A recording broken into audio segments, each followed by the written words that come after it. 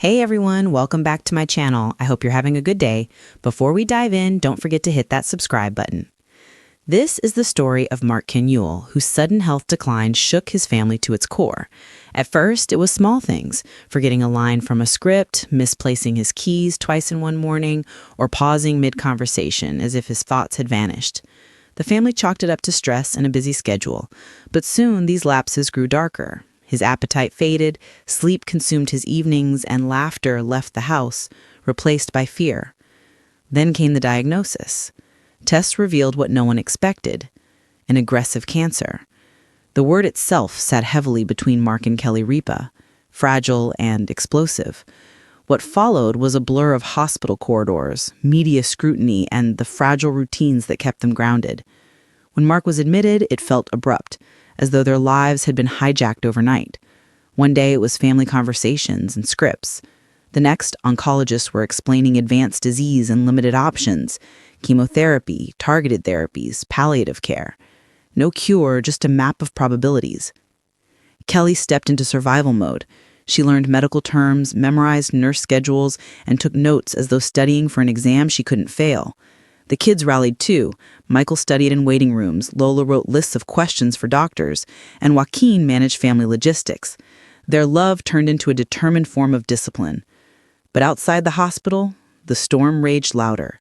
Photographers camped at the entrance, pundits speculated on TV, and a single photograph of Kelly leaving with mascara-streaked cheeks went viral. The family issued a statement asking for privacy, but such words were like paper shields against a hurricane. On the third night, everything worsened. Mark's fever spiked, his blood pressure dropped, and alarms shattered the uneasy calm. Nurses rushed him into the ICU. There, machines hummed and beeped, ventilators hissed, and wires surrounded him. For a man once so commanding, the sight of him fragile and still was almost unbearable. The ICU waiting room became their second home, a place shared with other families suspended between dread and hope. Silent bonds were formed over coffee and nods of understanding. The kids' routines grew heavier. Michael's textbooks lay unopened. Lola's questions turned technical, filled with words no teenager should need to know.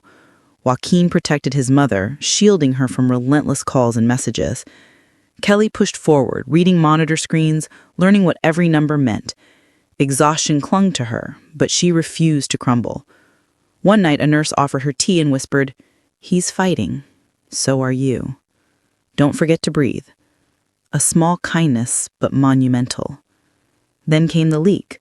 An anonymous source confirmed Mark's critical state, and headlines grew brutal.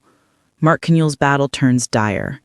The media turned their private pain into spectacle. Even with help from a publicist, the noise was inescapable. But on the fifth day, hope flickered. As Kelly held his hand, she felt a faint squeeze. His eyes fluttered open, unfocused, weak, but alive. He couldn't speak, but that small pressure was everything.